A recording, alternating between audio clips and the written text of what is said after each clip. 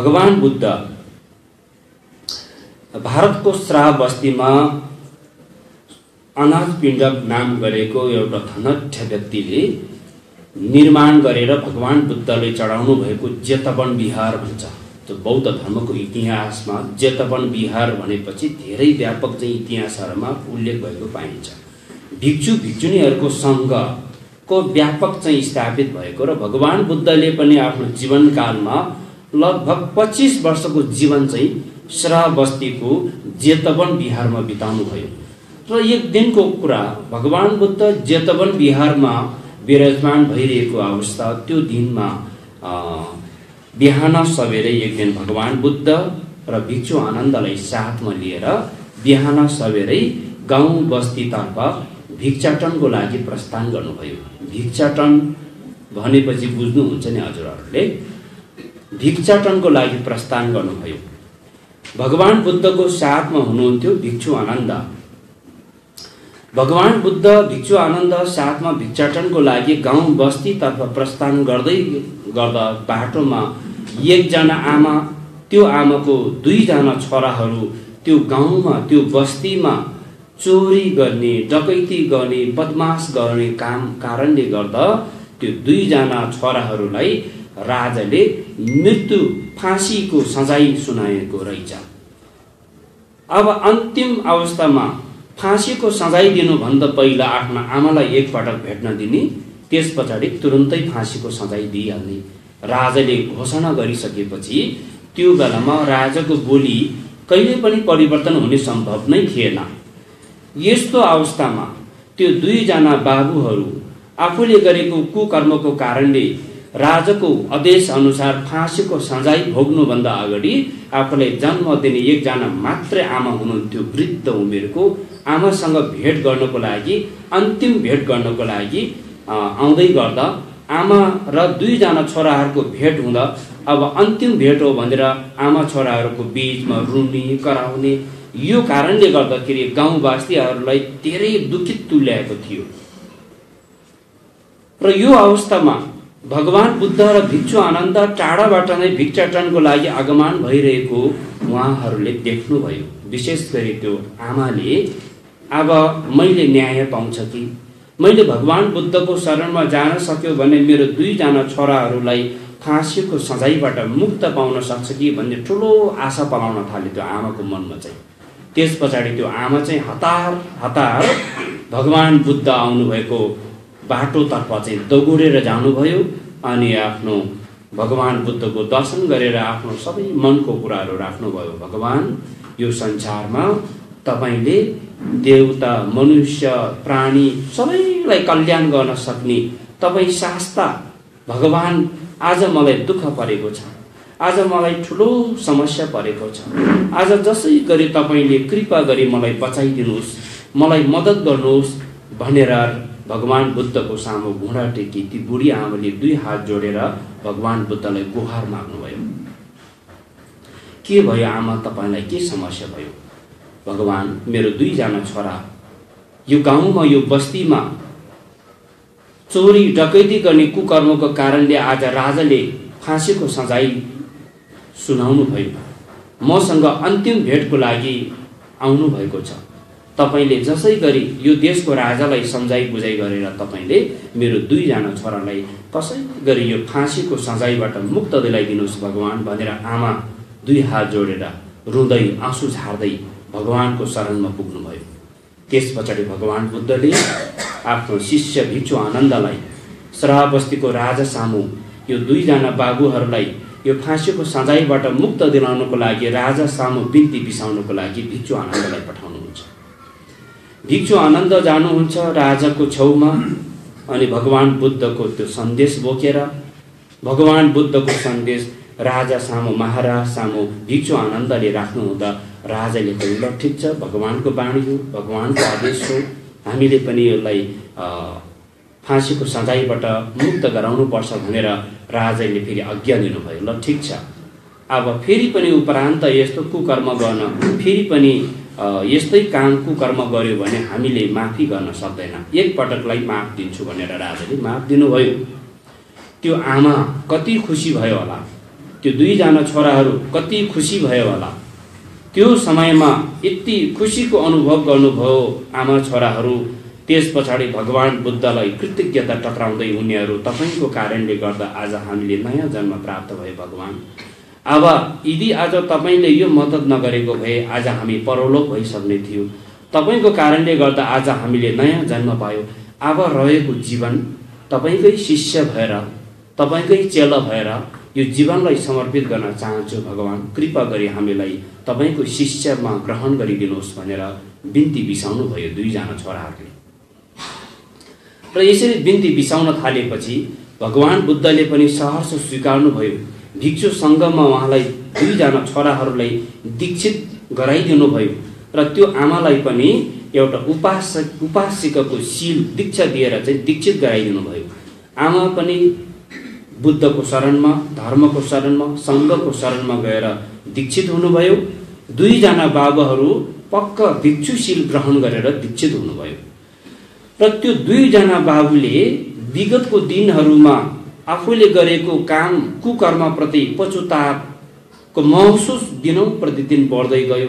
धर्मप्रति चासो, अध्ययन, अभ्यास क्रमलाई अगाडि बढाउँदै जाँदाखेरि त्यो श्राह बस्तीको जेतवन बिहारको भिक्षु सङ्घमा थोरै समयमा नै त्यो दुईजना बाबुहरूले ज्ञान प्राप्त गर्न सफल भयो। यति चर्चा भयो। वर्षौंदेखि दीक्षित भएको भिक्षुहरूले समेत ज्ञान प्राप्त गर्न नसक्नु, त्यो दुईजना बाबुहरू जो छोटो समयमा नै भिक्षु भएको छोटो समयमा नै अर्हत्व प्राप्त गरेको, यो कारणले सबैजना छक्क परिरहेका अवस्था थियो। र एक दिन भगवान बुद्धको प्रवचनको क्रममा भिक्षु आनन्दले जिज्ञासा राख्नुभयो, हे भगवान, हामी भिक्षु भएर दीक्षित भएको कयौं वर्ष बितिसके, हामीले आजसम्म यो ज्ञानलाई प्राप्त गर्न सकेन। तर यो दुईजना बाबुहरू यो छोटो समयमा नै ज्ञान प्राप्त हुनुभयो। त्यो पनि राजाले मृत्युको फाँसीको सजाय घोषणा गरिसकेको अवस्थाबाट, त्यो अवस्थाबाट मुक्त गराएर पनि दीक्षित भएर पनि आज अर्हत्वको ज्ञान प्राप्त भयो। यो कुन जन्मको कर्मको फल थियो, यो आज हामीलाई प्रश्न पारिदिनु पर्यो। यो जिज्ञासा भगवान सामु राख्छु भन्ने मनमा त्यस्तो जिज्ञासा खुल्दुल भइरहेको अवस्थामा भगवान बुद्धले बुझ्नुभयो। भिक्षु आनन्दको विचार मनमा के उब्जिरहेको छ भन्ने कुरा थाहा पाउनुभयो। त एक दिन भगवान बुद्धले आफ्नो प्रवचनको क्रममा भिक्षु भिक्षुनी, उपासक उपासिकाहरूलाई सम्बोधन गर्दै उहाँले भन्नुभयो, यो दुईजना बाबुहरू र यो आमालाई जसरी आज यो जीवनमा मैले मृत्युको मुखबाट बचाएर नयाँ जन्म दिएर दीक्षा दिएर ज्ञान प्राप्त गर्न सफल भयो, यो जीवनमा मात्र केवल होइन, मैले धेरै जीवन जन्ममा यो दुईजना बाबु र आमालाई मैले बचाउँदै आएको छु भनेर भगवान बुद्ध भन्नुहुन्छ। धेरै समय अगाडि यो जम्बुद्वीपमा एकजना महारथ नाम गरेको राजाले राज्य गर्दथ्यो। र त्यो महारथ नाम गरेको राजा शक्तिशाली राजा, 5000वटा गण राज्य, सानो सानो टुक्रा राज्यहरू सबै उहाँको अधीनमा चल्थ्यो। र त्यो महारथ नाम गरेको राजाको 3 जना राजकुमारहरू थियो। 3 जना राजकुमारहरू मध्ये जेठो छोराको नाम राहुल, माइलो छोराको नाम महादेव र कान्छो छोराको नाम महात्मा, 3 जना छोराहरू थियो। र त्यो 3 जना छोराहरू मध्ये कान्छो छोरा चाहिँ भएपछि बाबा आमाले अलि बढी माया गर्नु, बढी चाहिँ साथमा राख्नु स्वाभाविक, यो मनुष्यको जगतमा यो स्वाभाविक कुरा नै रहेछ। कान्छो छोरालाई बाबा आमाले बढी माया गर्नुहुन्छ। तर कान्छो छोरा आफैमा पनि सानै उमेरबाट एउटा दयालु स्वभावको, करुणा स्वभावको, अरूले खाना नखाएसम्म आफूले खाना नखाने, अरूको दुःख पीडा देख्यो सुन्यो भने आफू चाहिँ मनमा पीडा महसुस गरेर बस्ने, यस्तो अचम्म स्वभावको कान्छो छोरा थियो। उसको नाम महात्मा। त एक दिन महात्मा, कान्छो छोरा र 2 जना दाजुहरू बाबा आमाको साथमा जंगलमा भ्रमण गर्न जानुभयो। जंगलमा कहिले पनि राजकुमारहरू जंगलको बीचमा यसरी भ्रमण गरेको अनुभव थिएन। दुईजना बाबा आमा र तीनजना छोराहरूको साथमा र उहाँहरूको चाहिँ चढ्ने घोडा धेरैजना चाहिँ सेनाहरू साथमा लगेर चाहिँ जंगलको बीचमा पस्नुभयो। जंगल घना जंगलको बीचमा र जंगलमा हिँड्दै जाँदाखेरि रानीलाई थकाइ लाग्यो, भोक लाग्यो र एक ठाउँमा विश्राम गर्ने अनुमति माग्यो। राजा र रानी दुवैजना एउटा एकान्त जंगलको बीचमा आराम गरेर विश्राम गर्नुभयो र त्यसरी विश्राम गर्दै गर्ने क्रममा रानी चाहिँ थाकेको कारणले मस्त निद्रामा पर्नुभयो। तीनजना दाजुभाइहरू आफ्नो पितालाई अनुमति मागेर हामी तीनजना दाजुभाइ एकछिन जंगलभित्र घुमेर आउँछौँ, एकछिन हामी जंगलभित्र परिक्रम गरेर आउँछौँ भनेर अनुमति माग्नुभयो। त्यस पछाडि पिताको अनुमति अनुसार तीनजना दाजुभाइहरू जंगलभित्र पस्न थाल्यो। जंगलभित्र पस्दै पस्दै पस्दै भित्र घुम्दै जाँदाखेरि एउटा घना जंगल झाडीभित्र एउटा बाघिनी भर्खर नानी जन्माएर भोकले तिर्खाले एकदम आफ्नो जिउ काँपिरहेको, कम्बान भइरहेको अवस्थामा देख्नुभयो। नानी जन्माइसकेको अवस्थामा खाना नपाउनु, पिउनु नपाउनुको दुःख र कष्टले छटपटिरहेको बाघिनीलाई तीनजना दाजुभाइले देख्नुभयो। त्यो अवस्थामा देख्दाखेरि कान्छो भाइले दुईजना दाजुहरूलाई प्रश्न गर्नुभयो, किन यो बाघिनी किन काँप्दैछ, किन मुखबाट रियाल चुहाउँदैछ, किन यो यसरी छटपटिँदैछ? दुईजना दाजुहरू भन्नुहुन्छ, यो बाघिनीलाई एकदमै भोक लागेको छ। अब यसले आफ्नो भोक खप्न सकेन भने भर्खर जन्माएको नानीलाई पनि खान सक्छ यसले। यस्तो कुरा सुनेपछि कान्छा भाइको मनमा जिज्ञासा जाग्छ, यो बाघिनीले के खान्छ, यसको खानेकुरा के हो? सोध्दाखेरि यो बाघिनीले आलो रगत, आलो मासु पायो भने यो खुसी हुन्छ, यसको भोजन तृप्त हुन्छ। यो संसारमा यो भोक लागिरहेको बाघिनीलाई मासु दिन सक्ने, रगत दिन सक्ने कोही प्राणी छ होला यो संसारमा? यो असम्भव छ, कसैले यो दान गर्न सक्दैन। त्यस पछाडि त्यो महात्मा कान्छा भाइको मनमा यो कुरा चाहिँ बढ्दै बढ्दै बढ्दै जान्छ। यो कुरा उसको मनमा फुलदुली बढ्दै गएपछि उसले के विचार गर्छ भने, यो संसारमा मैले कयौं पटक जन्म जुनीहरू फेरिसके, मेरो जीवन कहिले रिसकै कारणले मेरो जीवन खेर गएको छ, कहिले लोभ गरेको कारणले मेरो जीवन खेर गएको छ, कहिले अहंकार घमण्डकै कारणले गर्दा मेरो जीवन खेर गएको छ, कहिले अज्ञानताकै कारणले गर्दाखेरि मैले कयौं जीवनहरू बर्बाद बनायो। यो जीवनमा यदि मैले मेरो शरीरलाई, यो भोग लागिरहेको बाघिनीलाई मेरो शरीर दान गर्न सक्यो भने यो एक जीवन त मैले दान गरेर जीवनलाई सफलता बनाउन म सफल हुन्थ्यो होला, जीवनलाई अर्थपूर्ण बनाउन सफल हुन्थ्यो होला। के यो काम गर्न मबाट सम्भव छ कि छैन? मनमा यो धेरै खुल्दुली मन विचार गरे। त्यस पछाडि एकान्त ठाउँमा टोलाएर बस्न थालेपछि दुईजना दाजुहरूले जाम हामी समय बेर भइसक्यो, बाबा आमा आत्तिन्छ भनेर दुईजना दाजुहरूले जबरजस्ती भाइले तानेर लान्छ।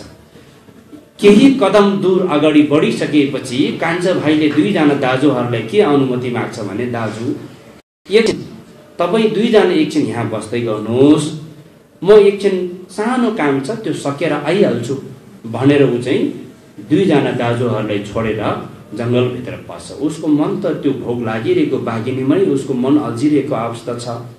त्यस पछाडि उसले त्यो बाघिनीलाई आफ्नो शरीर दान गर्ने निर्णय गर्छ। उसले शरीर दान गर्नको लागि उसले सबै राजकुमारको वस्त्र सबै फुकालेर बाघिनीको अगाडि ऊ सुत्छ। तर बाघिनी धेरै भोक लागेको कारणले, तिर्खको प्यासको कारणले मुख राम्रोसँग मुख गर्न नसक्ने त्यो अवस्थामा बाघिनीले पनि उसलाई खानै सकेन। त्यस पछाडि उसले यताउता जंगलमा हेर्छ, तीको काँडालाई ल्याएर काँडाले आफ्नो जिउमा कतारेपछि शरीरमा चाहिँ रगत निस्कन थाल्छ। रगत निस्कन साथ चाहिँ त्यो बाघिनीले चाहिँ बिस्तारै बिस्तारै जिब्रोले उसको शरीरको रगत चाट्छ रगत चाड्दै चाड्दै चाड्दै बाघिनीले उसको सारा शरीर खान्छ। सारा शरीर खाएर केही टुक्रा हड्डीहरू मात्रै त्यहाँ बाँकी रहन्छ। र त्यो समयसम्म पनि महारानी जङ्गलको बीचमा थकित भएको कारणले मस्त निद्रामा यस्तो अनौठो प्रकारको सपना देखेको हुन्छ। उसले 3वटा चिलहरू 3वटा परेवाहरू खेलिरहेको अवस्थामा एउटा सानो परेवालाई आकाशबाट एक्कासी चिल आएर टिपेर लगेको सपना देख्छ महारानीले। एक्कासी निद्राबाट बिउजिन्छ। यो सपनाको संकेत अवश्य पनि यो राम्रो छैन। अवश्य पनि यो परेवा भनेको छोराहरूको आफ्नो सन्तानको एउटा सातोको प्रतीक हो। मेरो कान्छो छोरालाई केही न केही चोटपटक लागेको हुनुपर्छ भने महारानीको मनमा त्यो खालको जिज्ञासा पलाइसकेको अवस्था थियो। छोराहरू कहाँ गयो भनेर महाराजलाई सोधपुछ गर्दाखेरि जङ्गलमा घुम्न गयो आत्तिन थाल्छ महारानी। त्यस पछाडि यसरी कुराकानी हुँदा हुँदै 2जना छोराहरू टुपुक्क आइपुग्ने बित्तिकै आमाले भाइ खोइ कान्छा भाइ खोइ भनेर प्रश्न राख्नुहुन्छ। 2जना दाजुहरू आत्तिएर जङ्गलभित्र खोज्न जाँदाखेरि त्यो भाइ कहीँ पनि भेटाउँदैन। बाघले उसले कुरा गरेको अनुसार उसले मनमा त्यस्तो टोलाएको अनुसार त्यो संकेतलाई हेर्दाखेरि अवश्य पनि त्यो बाघिनीमा छेउमा गएको हुनुपर्छ भन्ने 2जना दाजुको मनमा लागिरहेको थियो। त्यस पछाडि त्यो बाघिनी भएको ठाउँमा पुग्दाखेरि भुइँभरि रगत मात्रै लागिरहेको, टुक्रा टुक्रा हड्डीहरू मात्रै बाँकी त्यहाँ भएको देख्यो। एक छेउमा राजकुमारको वस्त्र खोलेर राखेको देख्दाखेरि 2जना दाजुहरू आफ्नो मनलाई सम्हाल्न नसकेर त्यो ठाउँमा बेहोस भएर मूर्छित हुन्छ। केही समय पश्चात 2जना दाजुहरूको चेत खुल्छ। कस्तो काम गर्यो हाम्रो भाइले, अब आमालाई के भन्ने, बाबालाई के भन्ने, यो कस्तो चाहिँ सन्देश लगेर बाबा आमालाई सुनाउने। एकदमै चाहिँ 2जना दाजुहरूलाई यति ठुलो पीडा भयो।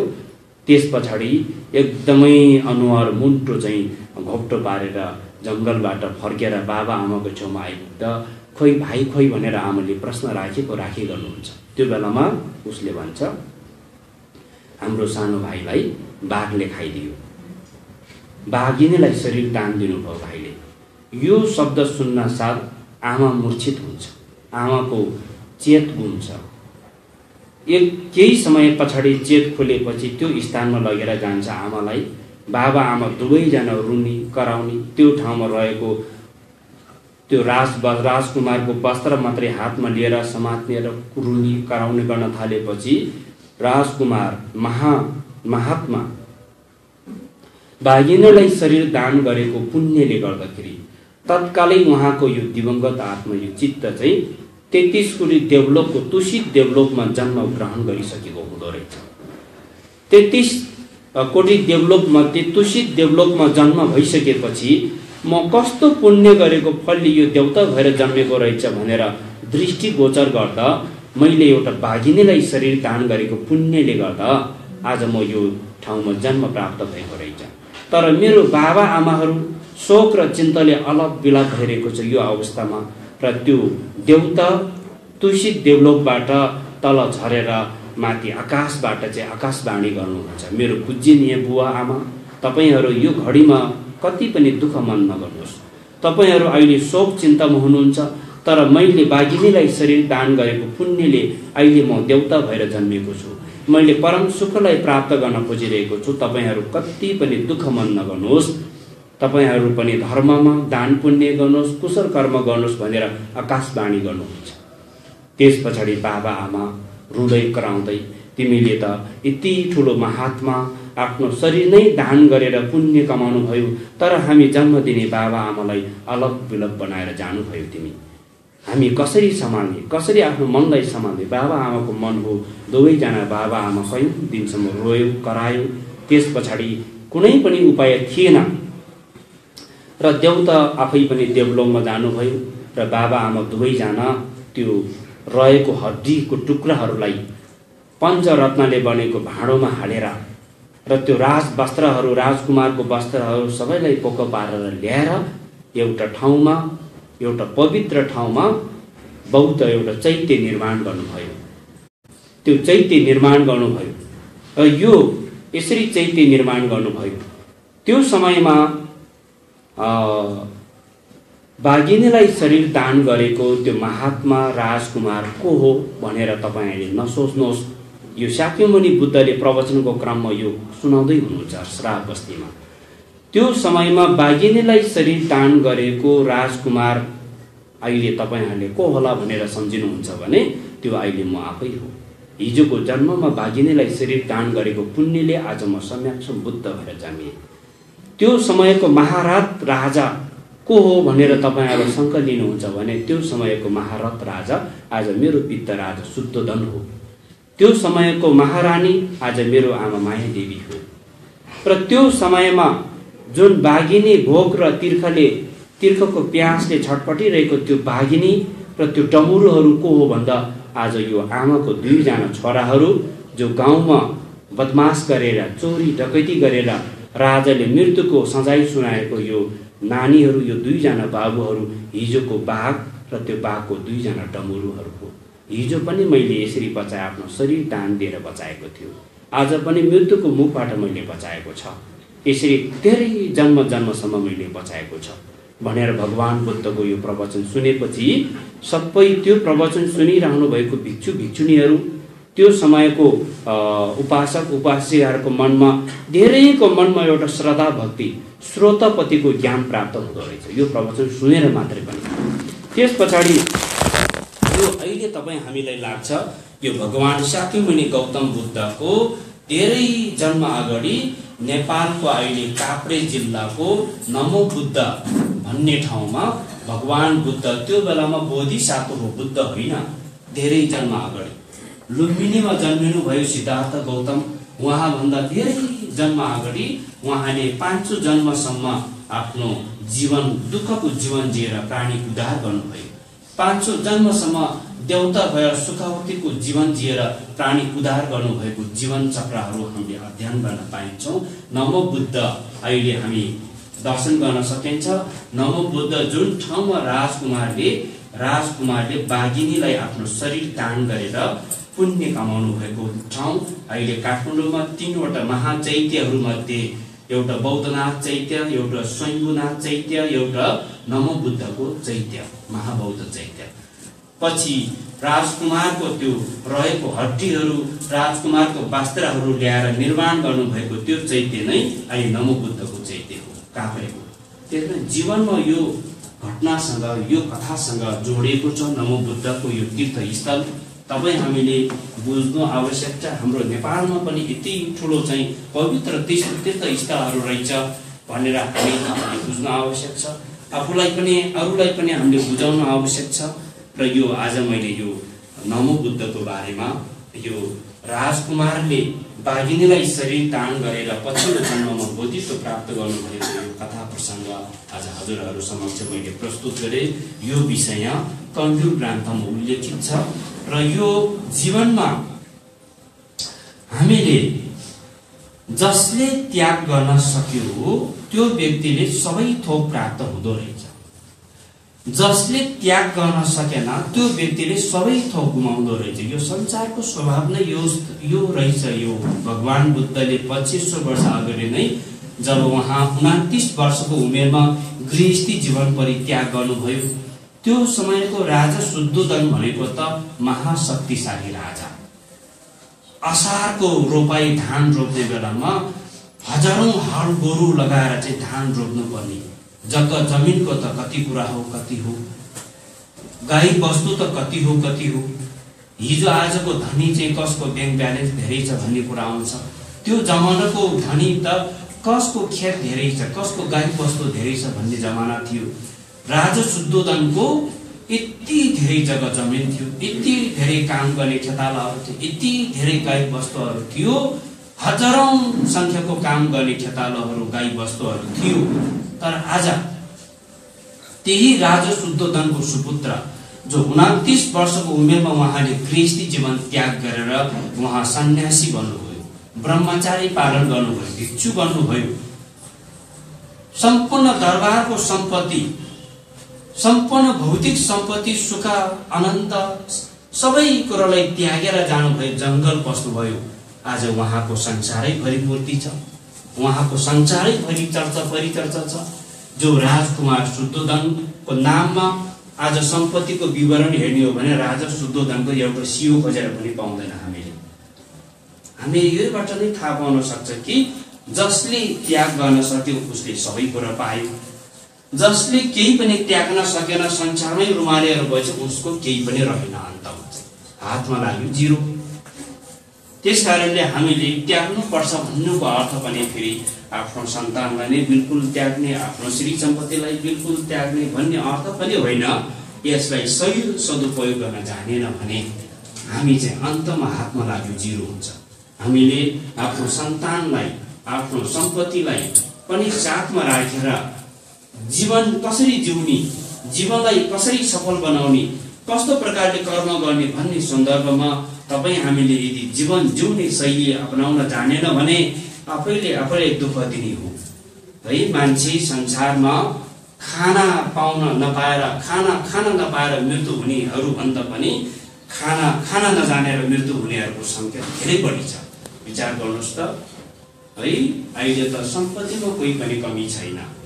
एक छाक खाने, राम्रो कपडा लगाउने त कुनै ठुलो कुरा नै भएन। तर सबै सुख सुविधा, भौतिक वस्तुहरूको सुख सुविधा जति बढ्दै गयो त्यति नै हामी मान्छेहरूमा अल्छीपना पनि बढ्दै गयो। फेरि आफू बसेको बिस्ताराबाट पनि पटक्कै उठ्न पनि अप्ठ्यारो भइसक्यो मान्छेलाई। किचनमा गएर खाना पकाउनु पनि अप्ठ्यारो भइसक्यो। अरूले पकाएर टक्रक्क टक्राइदियो भने अनि हामी खुसी हुने, आफै उचालेर गएर आफैले पकाउन पनि नसक्ने। दिनौदिन जति हामीहरू अल्छीपना बढ्दै गयो त्यति नै हाम्रो शारीरिक स्वास्थ्य घट्दै गयो, शारीरिक शक्ति घट्दै गयो, मानसिक शक्ति घट्दै गयो, अनि हाम्रो पुण्य पनि पतन हुँदै जानेछ। फेरि दिनौं प्रतिदिन आजभोलिको मान्छेहरूको आयुमा मात्रै विचार गर्नुहोस्, धेरै बाँच्दैन। र यो दैविक प्रकोप, विभिन्न आपत्ति विपत्तिहरू आउनुको मूल कारण भन्नु के हो भने जब मान्छेको पुण्य पतन हुँदै जाँदैछ, मान्छेको भाग्य पतन हुँदै जाँदैछ, अनि मनले नसोचेको घटनाहरू, मनले नसोचेको विभिन्न प्रकारको दैविक प्रकोपहरू यो संसारमा घटिरहेको छ। यो सबै के को कारणबाट हो त भन्दाखेरि मानसिक सोच विचार, यो सोच विचार दूषित हुँदै जानेछ, जसको कारणले गर्दा मानिसको यो पुण्य भाग्यहरू दिनौं प्रतिदिन पतन हुँदै जाँदैछ। यस्तो अवस्थामा हामीले थोरै मात्र भए पनि आफ्नो मनको विचारलाई सकारात्मक सोच विचारतर्फ परिवर्तन गराउन सक्यो भने यसले हामी जीवन जिउने शैली है, मैले एउटा काम कर्म गरेर जीवन यापन गर्नुपर्छ, सबैको आफ्नो जीवन जिउने शैली फरक छ नि। र यसमा हामीले जीवन जिउने शैलीलाई अपनाउन जानेन भने धेरै दुःख पाउने। मैले पटक भन्दै गर्दै विभिन्न ठाउँहरूमा हामी अहिले आएर चाहिँ थोरै सानो उमेरमा नै धेरै दुःख पाउन थालेको छ। शारीरिक दुःख, मानसिक दुःख, दुवै प्रकारको दुःखको जीवन हामीले जिइरहेको छ। र यो दुःख कसैले दिएको पनि होइन। फेरि राम्रोसँग विचार गर्दा यो दुःख त आफैले जन्माएको दुःख, आफ्नै कारणले सिर्जना भएको दुःख, आफ्नै सोच विचार सही नभएको कारण, अथवा आफ्नै कर्म कार्यहरू सब पारदर्शिता नभएको कारणले गर्दा यो दुःख आफैले सिर्जना गर्दैछ, आफैले जन्माउँदैछ। यो दुःखहरू यो पनि हामीले बुझ्न सकिरहेको छैन। वास्तवमा हामी सुख सुविधा खोज्छ, हामी सुख सुविधा खोज्ने क्रममा हामीले धेरै कुरालाई गुमाउँदै अन्तमा अनि पछुतावले छटपटिने दिन आउँछ। ओहो, मैले ठुलो भारी गल्ती गरेछ, मैले गर्दै नहुने काम मैले गरेछ भने, तर ढिलो भइसकेको हुन्छ त्यो बेलामा। अब मानसिक सन्तुलनलाई मजबुत बनाउनको लागि सकारात्मक सोच विचारको माध्यमबाट ध्यान पद्धतिको एउटा अभ्यास चाहियो। अब शारीरिक सन्तुलनलाई बलियो बनाउनको लागि शारीरिक सन्तुलन, शारीरिक कसरत एकदम आवश्यक छ। भारी बोक्ने, खेती किसान गर्ने काम कार्यबाट हामी धेरै अगाडि आइसक्यौँ। अब आउने हाम्रो पिढीहरूले यो काम भनेको त हामीले त छोडिसक्यो, अब त यो हामीले कल्पना पनि गर्न सक्दैन। यो खेती किसान गर्ने यो खालको कामहरूबाट हामी धेरै चाहिँ अगाडि आइसक्यौँ। तर यो आफ्नो घरमा पनि एकदमै धेरै सरसामग्रीहरू बजारमा राम्रो सामान देख्यो भने किनेर मेरो घरमा सजाउन पाए कति राम्रो हुन्थ्यो, लोभ लालच। अनि भरको सामान सामग्री थुपार्ने हामी नै भोलि त्यो सरसामग्रीहरू राख्ने ठाउँ नपाएर दुःख हामीले नै पाउँछ फेरि। अनि राम्रो दुःख गरेर मेहनत गरेर खर्च गरेर घर बनाउँछ, भोलि एक दिन घर छोड्नु पर्ने स्थितिहरू आयो भने त्यो घर छोड्न पनि नसक्ने, बेच्न पनि नसक्ने, अरूलाई दिन पनि नसक्ने, मनमा फेरि त्यो घर त अरूलाई दियो तर मन यो सातो चाहिँ त्यो घरमा अझिरहेको हुन्छ। फेरि यसले समस्या पार्यो। फेरि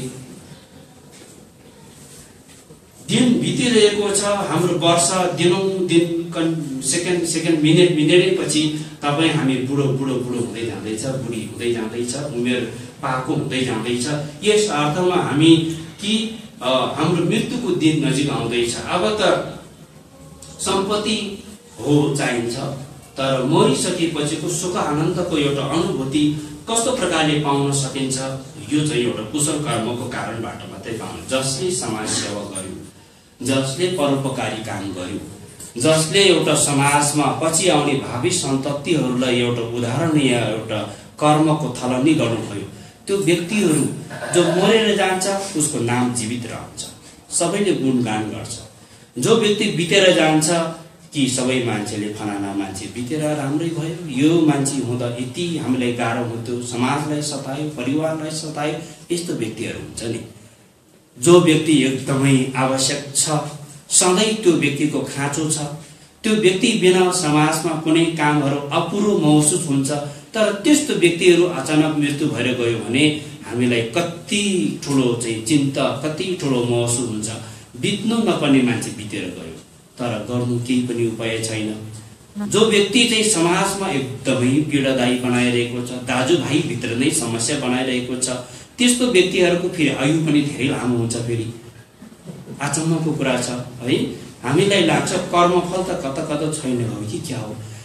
पाप कर्म गर्ने, हिंसा गर्ने, प्राण हत्या गर्ने मान्छेहरू त नर्कमा पतन हुन्छ भन्ने, तर ऊ बाटोमा मासु पसल थापेर बसेको मान्छे त कहिले बिमार हुँदैन त, मजाले मासु बेचिरहेको छ त। हामी मासुै नखाने मान्छेको झन् बढी बिमार हुने, यो के हो? कर्मफल भगवानको शक्ति त छैन कि क्या हो? कता कता तपाईँ हाम्रो यो मनमा यो कुराहरू उब्जिन पनि सक्छ। त्यो स्वाभाविक